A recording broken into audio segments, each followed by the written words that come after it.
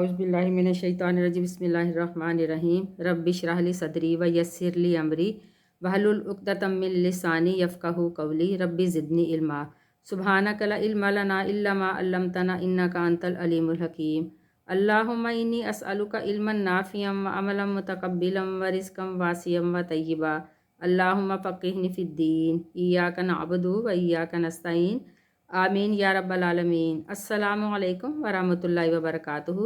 आप सबको कुरान क्लास के चैनल अल्लामा अल कुरान पर खुश आमदीद। आज हम लेक्चर नंबर 16 में सूरह बकरा की आयत नंबर 62, 63, 64 और 65 की तिलावत, उसका लफ्ज़ी और बाब मुहावरा तर्जुमा और उसकी तफसीर पढ़ेंगे। आइए शुरू करते हैं आयत नंबर 62 की तिलावत। बिस्मिल्लाहिर्रहमानिर्रहीम।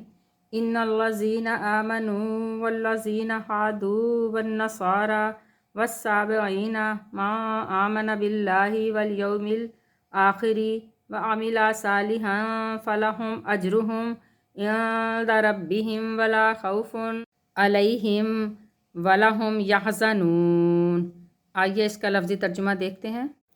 इन्ना बेशक, अल्लज़ीना वो लोग जो, आमनु ईमान लाए, वल्लज़ीना और वो लोग जो, हादू यहूदी हो गए या यहूदी बन गए, वन नसारा और नसरानी बन गए, वस्साबईन और साबी, मन जो कोई भी, आमना ईमान लाया, बिल्लाही अल्लाह पर या साथ अल्लाह के, वल यौमिल आखिरी और यौम आखिरत पर, व अमिला और उसने अमल किए, सालिहन नेक या साले, फलाहुम पस उनके लिए, अजरुहुम उनका अजर है, हम का मीनिंग होता है उनका यानी अमल करने वालों का, उनके लिए, अजरुहुम यानी अमल करने वालों का अजर है, इंदा पास या करीब, रब्बिहिम उनके रब के, वला और ना खौफुन कोई खौफ होगा, अलैहिम उन पर, वला और ना हम वो, यहज़नून वो गमगीन होंगे।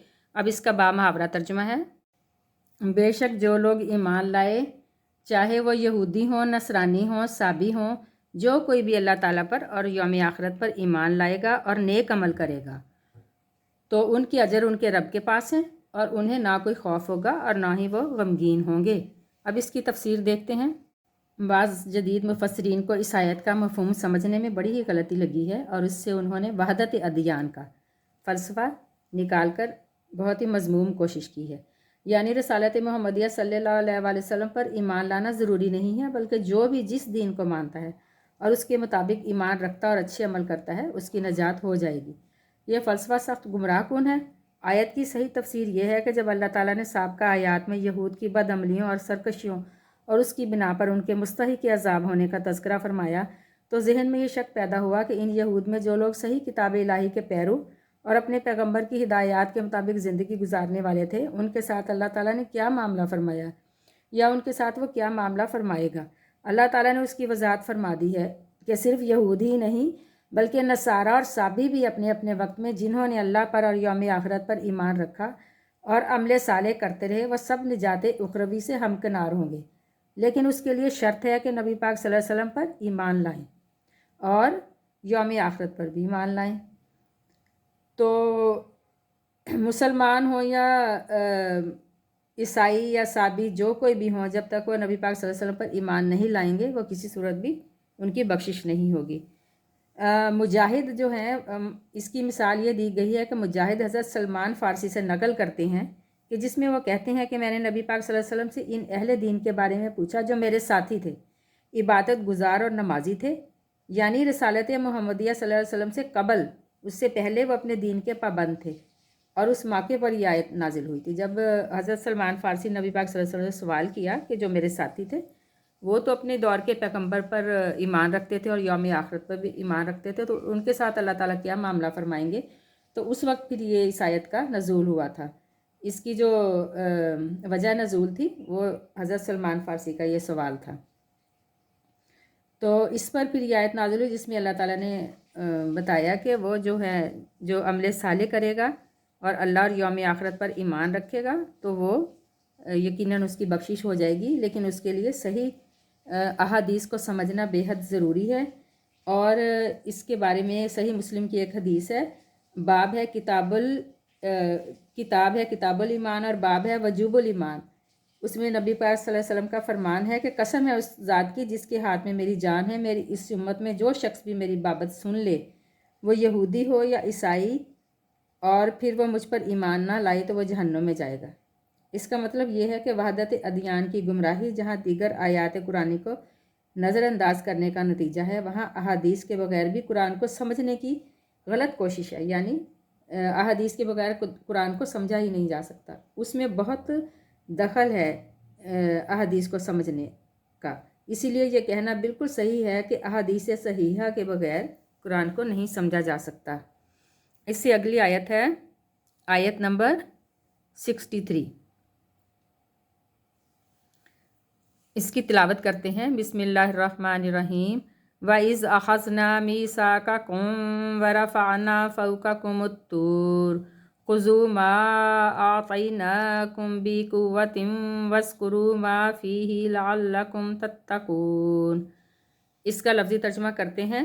وا اور از، جب، اخذنا لیا ہم نے یا پکڑا ہم نے، میثاقکم تم سے پختہ وعدہ، میثاق کہتے ہیں وعدے کو، پختہ عہد کو، ورفعنا اور بلند کیا ہم نے، رفع کہتے ہیں بلندی کو، اور ورفعنا ہم نے بلند کیا، فوقکم تمہارے اوپر، الطور طور پہاڑ کو، خذو پکڑو، ما جو کچھ، آتیناکم دیا ہم نے تم کو، بقوتٍ ساتھ قوت کے یا مضبوطی کے، وذکرو اور یاد کرو، ما جو کچھ کیے، فیہ اس میں ہے، لعلکم تاکہ تم تتقون متقی یا پرہیزگار بن جاؤ۔ اس کا لفظی ترجمہ ہے کہ اس وقت کو اللہ تعالیٰ یاد کروا رہے ہیں کہ اس وقت کو یاد کرو جب ہم نے تم سے وعدہ لیا تھا اور تم پر کوہ طور کو لا کھڑا کیا تھا اور کہا تھا کہ جو ہم نے تمہیں دیا ہے اسے مضبوطی سے تھام لو اور جو کچھ اس میں ہے اسے یاد کرو تاکہ تم بچ سکو۔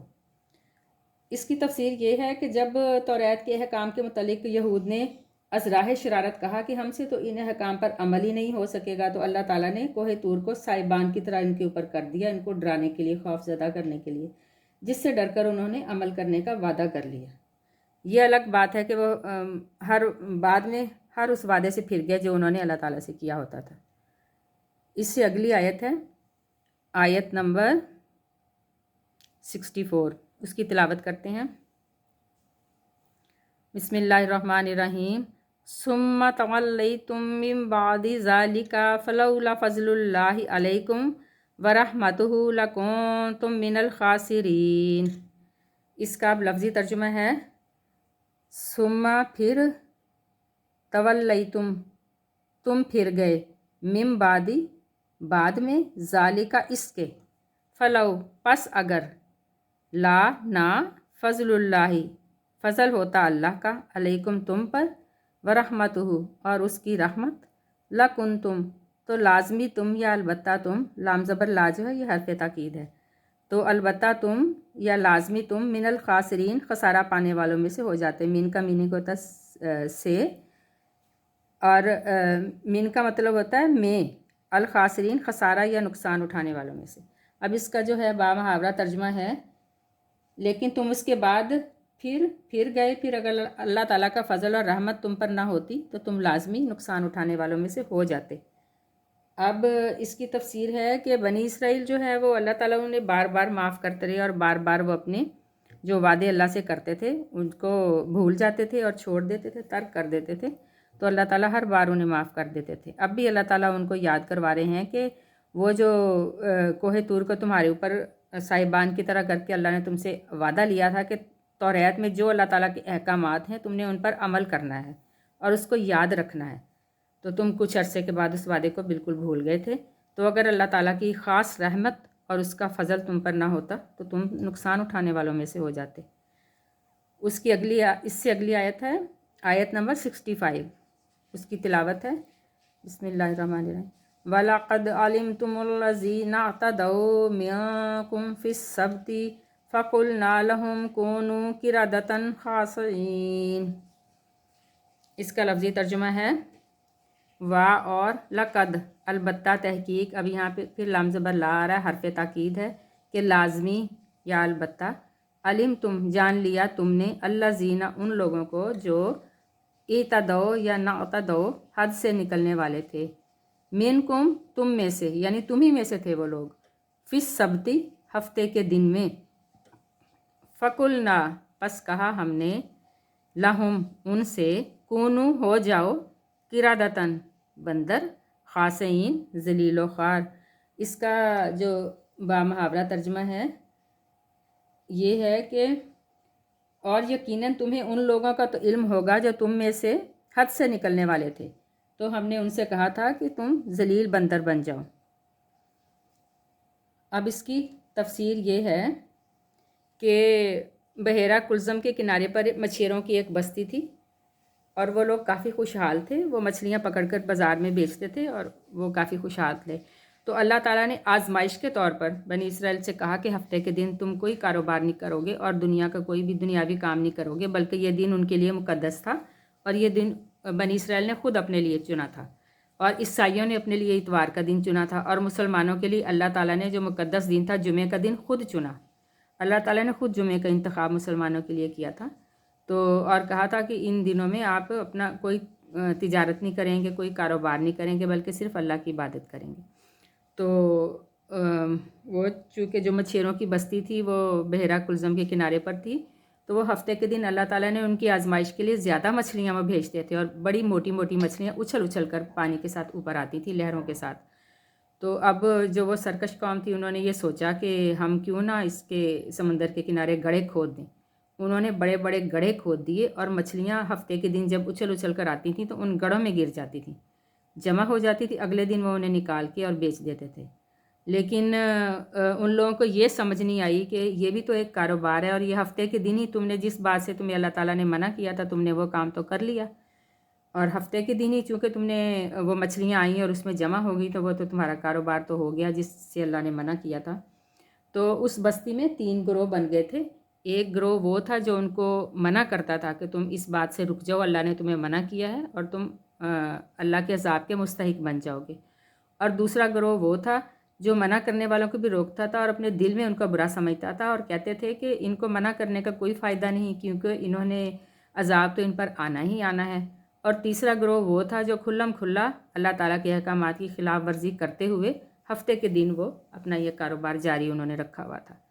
तो फिर अल्लाह ताला ने हुक्म दिया कि तुम बंदर बन जाओ, तो वो बंदर बन गए।